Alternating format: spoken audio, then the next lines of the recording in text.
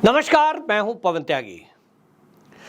20 जुलाई से मानसून सत्र की शुरुआत हुई है, लेकिन 4 दिन बीतने के बाद भी विपक्ष ने इस मानसून सत्र को चलने नहीं दिया गया है, क्योंकि एक दिन पहले, मानसून सत्र के चलने के जस्ट एक दिन पहले एक वीडियो वायरल होती है।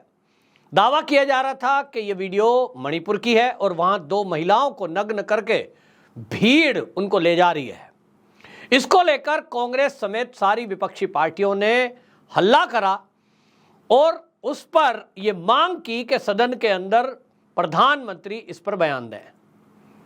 जबकि हमने देखा है कि जब भी कभी लॉ एंड ऑर्डर की सिचुएशन होती है, देश में कहीं भी कोई हिंसा हो, कोई बलात्कार हो, कोई दंगा हो, उस पर जो विभाग है वो, क्योंकि गृह मंत्रालय के अधीन है, गृह मंत्री ही उस पर बयान देते हैं। तो सवाल यह है कि जो विपक्ष है, क्या इस बात को नहीं जानता कि ये लॉ एंड ऑर्डर का मामला है?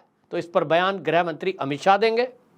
निश्चित रूप से जानता है, लेकिन उसके बावजूद भी जिस तरह से संसद के दोनों सत्रों को चलने नहीं दिया जा रहा है, और इस बार मैंने एक बात नोटिस की है कि इस बार एक बदतमीजी ये जो सारे सांसद हैं वो कर रहे हैं कि जो सदन की कार्रवाई चल रही है, जो सदन के, चाहे वो लोकसभा हो चाहे वो राज्यसभा हो, उसके जो स्पीकर हैं, जब कोई वो बात करते हैं, कैमरा फोकस करते हैं, तो जो कैमरे लोकसभा संसद टीवी के उनके ऊपर फोकस हैं, उसके आगे वो अपना कार्ड लगा देते हैं जिस पर लिखा है मणिपुर हिंसा पर मोदी जवाब दें। इसी तरह कोई भी सांसद यदि बोल रहा है तो इनको पता है कि कैमरे में उसका चेहरा दिखाया जाएगा, तो कैमरे के आगे ये अपने वो कार्ड लगा देते हैं। सवाल यह है कि इस तरह की अराजकता संसद के अंदर क्यों? अमित शाह बीच में आए और अमित शाह के पहले देश के जो रक्षा मंत्री हैं, वो रक्षा मंत्री राजनाथ सिंह, वो बोल चुके हैं। उन्होंने कहा कि आप सदन में चर्चा चाहते हैं, मणिपुर पर चर्चा चाहते हैं, मामला संवेदनशील है, और क्योंकि वहाँ सेना भी एक्शन में है, क्योंकि वहाँ 2 देशों का मामला है, सीमा लगती है, और इसलिए वहाँ सेना, अर्धसैनिक बल, ये सब एक्टिव है। तो राजनाथ सिंह जी ने भी खड़े होकर ये बोला कि भाई इस मामले पे, क्योंकि वो उपनेता हैं, और उन्होंने कहा कि इस पे हम चर्चा को तैयार हैं। लेकिन ना तो संसदीय मंत्री की किसी ने सुनी, ना जो राज्यसभा में नेता हैं सदन के, पीयूष गोयल, उनकी बात कोई सुन रहा है। और अब अमित शाह खड़े होकर कह रहे हैं कि इस मामले पर मैं चर्चा के लिए तैयार हूं, यानी सरकार जवाब देने के लिए तैयार है।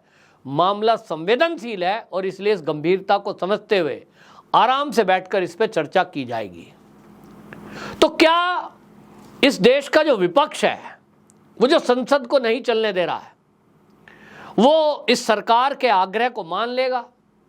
अमित शाह जवाब देने को तैयार है। संसदीय कार्य मंत्री हो, चाहे पीयूष गोयल हो, चाहे फिर वो राजनाथ सिंह हो, वो विपक्ष से रिक्वेस्ट कर रहे हैं, रिक्वेस्ट। और एक जो सरकार के मंत्री हैं, उन्होंने तो बाकायदा ये कहा कि मैं हाथ जोड़कर आपसे विनती करता हूं कि विपक्ष के नेता मणिपुर जैसे मुद्दे पर अगर चर्चा चाहते हैं तो चर्चा को सरकार तैयार है, लेकिन वो सदन की कार्रवाई चलने दें, क्योंकि इससे देश का नुकसान हो रहा है। तो क्या अमित शाह हो या राजनाथ सिंह, इनके कहने से ये विपक्ष मान जाएगा? सवाल तो ये है। अगर इनको मानना ही होता तब फिर क्या ये इस तरह का व्यवहार करते? और सवाल ये भी है कि यह पहली बार है। इस बार मान लीजिए मणिपुर की वीडियो सामने आई है, तो मणिपुर की जो ये वीडियो सामने आई है, क्या ये इकलौती मणिपुर की ऐसी घटना है जिसका वीडियो सामने आया है, जिस पर सरकार को घेरा जा सकता है? हिंसा तो 2.5 महीने से चल रही है, और जैसा कि वहां के मुख्यमंत्री एन बिरेन है, उन्होंने ये कह दिया है, बाकायदा इसको स्वीकार करते हुए उन्होंने कहा इससे भी भयानक घटनाएं हुई हैं। और एक आध वीडियो मैंने भी देखी हैं जिसमें लाशें जली हुई हैं, गांव का गांव खाली है और वो जली हुई लाशें सड़क के किनारे पड़ी हैं। किसने नहीं देखा? ये हिंसा क्या पहली बार हुई है नॉर्थ ईस्ट में? मणिपुर, जहां नशे के कारोबारी, हथियारों के सप्लायर कितने भयंकर हो सकते हैं उनके वीडियो अगर आपने देखे होंगे तो AK-56 AK-47 से वो नागरिकों पे और सेना पर भी गोली चला रहे हैं। ये मामला इतना हल्का है क्या? क्या ये जो घटना है, ये जो समस्या है, ये मोदी जी की सरकार के आने के बाद 2014 के बाद से पैदा हुई है कि भाई उसके पहले वहां सब ठीक था? तो निश्चित जानिए कि नहीं।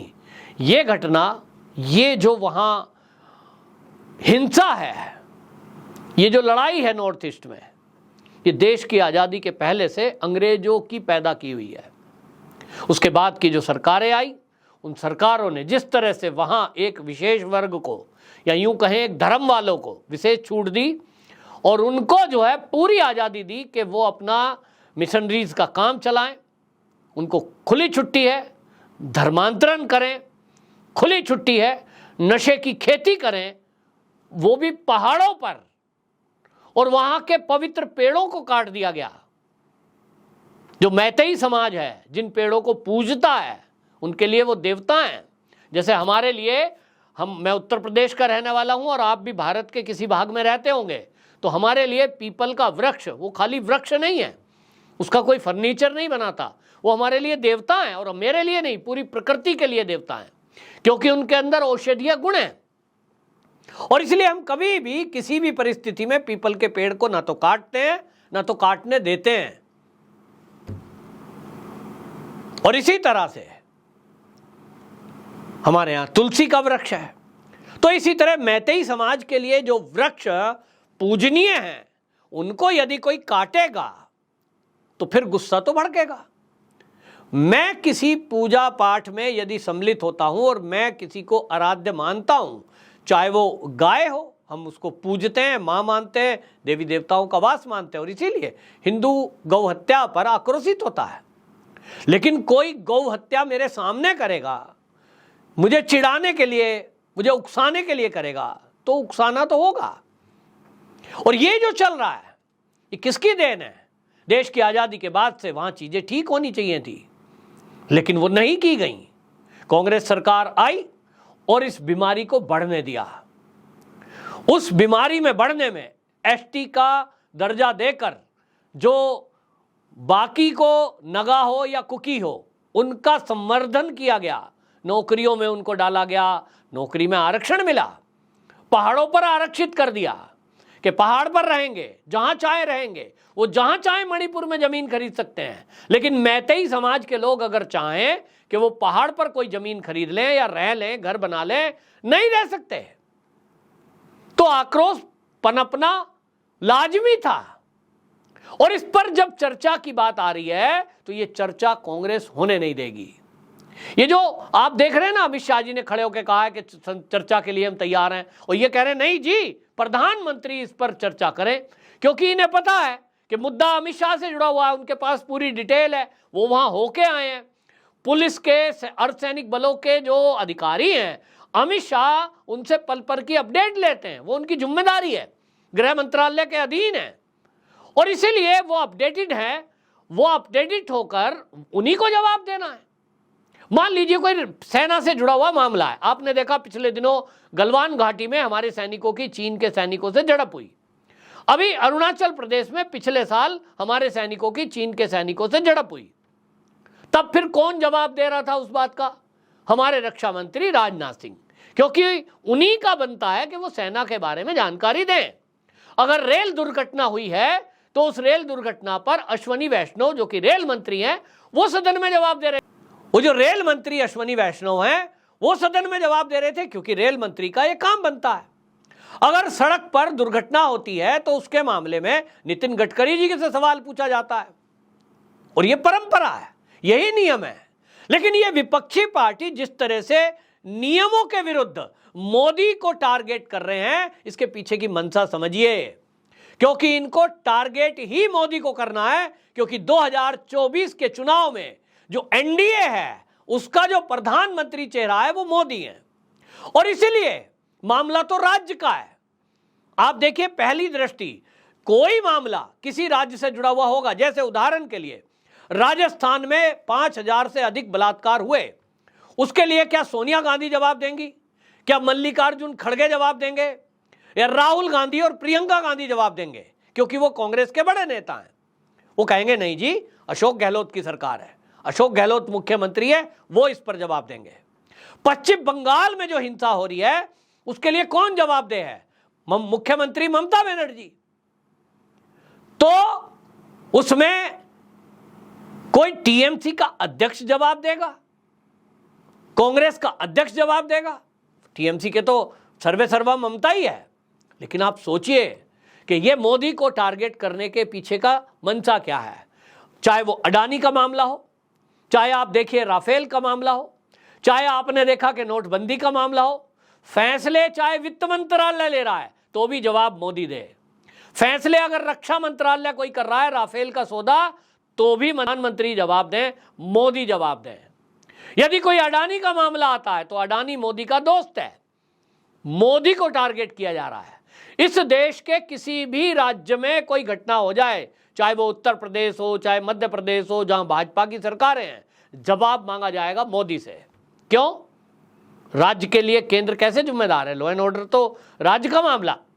लेकिन क्योंकि कांग्रेस ने एक सोची समझी रणनीति के तहत, क्योंकि उनको पता है कि 2024 में एनडीए का यानी बीजेपी का प्रधानमंत्री चेहरा कौन है, डिक्लेयर है पहले से कि वो मोदी है, तो इनको मोदी को टारगेट करना है। और मोदी को टारगेट करने के लिए इस तरह की वीडियो, इस तरह के मुद्दे, इस तरह के दंगे फसाद ये कराते रहेंगे और मोदी को टारगेट करते रहेंगे।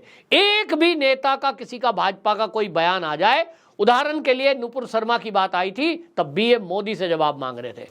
जब कुछ भी कहीं हो जाए तो इनको मोदी से जवाब चाहिए, क्योंकि मोदी को टारगेट करना है। तो इसीलिए आपको बता दूं कि अब बात ऐसे बनने वाली नहीं है। क्या सरकार इसी तरह कमजोरी दिखाती रहेगी या पंगु बनकर इनसे हाथ जोड़ती रहेगी? अब इसका हल निकालना होगा। जो जगदीप धनखड़ जी ने एक उदाहरण प्रस्तुत कर दिया कि संजय सिंह जो आप पार्टी के सांसद हैं, निकाल के बाहर कर दिया। इन सबको भी जो शोर मचा रहे हैं, संसद के बाहर धरना देने दीजिए, सड़क पे हंगामा करने दीजिए। संसद की कार्रवाई चलाने के लिए वहां विधिवत इन सबको निलंबित किया जाए और वहां अमित शाह जब जवाब दें, पूरे देश का मीडिया और जो सरकारी टीवी हैं वो भी चैनल उसको प्रसारित करेंगे ही। पूरे देश को सुनना होगा कि ये जो साजिश है इसके पीछे कौन है और समस्या का जड़ क्या है। और इसीलिए अमित शाह जी ने कहा कि ये कांग्रेस ही, ये विपक्षी पार्टी सदन में चर्चा होने ही नहीं देना चाहते, क्योंकि इनकी पोल पट्टी खुलेगी।